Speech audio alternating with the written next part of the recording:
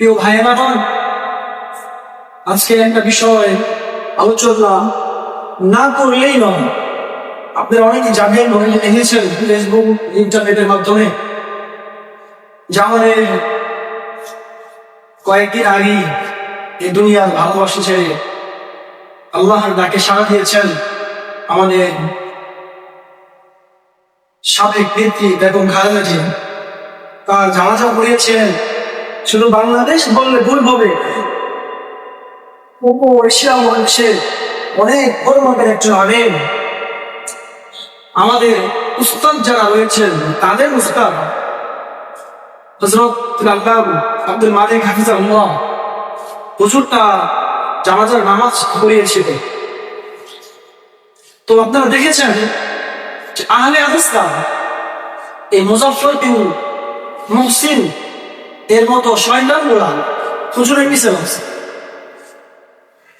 তারা বলতেছে হুজুর খালেদা জিয়ার জানাজা পড়াইছে, হুজুরের জানাজা হয় নাই। তো প্রশ্ন করা হলো কেন হয় নাই? তারা উত্তর দিয়েছে যে জানাজা পড়ে সূরা ফাতিহা পড়েনি, এর জন্য জানাজা হয়নি। আসলে ভাই, পৃথিবীতে ইমাম আবু হানিফাকে আমরা যারা মানি, হানাফি মাযহাবের জনসংখ্যা বেশি না কম বলেন তো? বেশি। তাহলে ইমাম আবু হানিফাকে যারাই অনুসরণ করে, এই হানাফি মাযহাব আমরা যারাই অনুসরণ করি, আমরা কিন্তু জানাজার নামাজের সময় প্রথমে কি করি? আল্লাহু আকবার বলি, তাকবীর একটা দিন, এরপরে আমরা সালাম করি, سبحانك اللهم وبحمدك وتبارك اسمك وتعالى جدك وجل ثناؤك ولا اله غيرك। আমরা সালাম করি, এরপরে আমরা দ্বিতীয় একটা তাকবীর দেই, যে তাকবীরে আমরা দুরূদ ইব্রাহিম ওয়া দুরূদ শরীফ পড়ি। এরপরে তৃতীয় তাকবীরে আমরা মাইয়াতের দোয়া পড়ি। এরপরে চতুর্থ তাকবীর দেই, চতুর্থ তাকবীরের পর আমরা সালাম করি, প্রথম ডান কাঁধে, এরপরে বাম কাঁধে সালাম দিই। আমাদের মাযহাব অনুযায়ী তো কিভাবেই নামাজ হচ্ছে। আর এখন উঠে বলে গেছে আমাদের উস্তাদের উস্তাদ যারা, আমাদের উস্তাদের মুরব্বী যারা, এই সমস্ত ওলামায়ে কেরাম যারা শুধু বাংলাদেশ বলে ভুল হবে, বিশ্বের এশিয়া মহাদেশের আধ্যাত্মিক একটা দাতা, উনার বিরুদ্ধে এই শয়তানগুলো আছে। আপনারাই বলেন, আপনাদের কি বলতে পারি? আল্লাহ মাফুর, মসজিদের ভিতরে এত কিছু বলা যায় না, কিন্তু বলতে হয়। আমরা কি করবো এখন বলেন? এত বড় বড় আলেম, ওনাকে বলতেছে যে তারেক জিয়া যদি জানতো এই ওনার ভাড়া করে একটা জীবন নামাজ পড়ানোর কথা বলতো। তারেক জিয়া এটা ভালো করে জানে শয়তান, মাথা নষ্ট রাখ।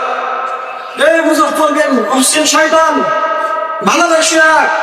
তারেক জিয়া ভালো করে জানে আল্লামা হযরত মানুষ কেমন, তার এই যোগ্যতা বেশি না কম, আব্দুল মালিক হাফিজাহুল্লাহ যেমন, তিনি আলেম হিসাবে কেমন, সেটা তার ইচ্ছা ভালো করে জানতেন।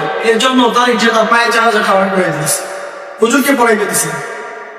তুই যদি ভালো হতি, তুই যদি শয়তান না হয়ে ভালো হতি, তোর কেউ পড়াইতে দিত। এর জন্য সাবধান। মাযহাব, তোমার মাযহাবগুলি মানতে থাকুন, আমার মাযহাব আমি মানবো। মাযহাব দিয়ে টানাটানি করলা, মনে রাখো শয়তান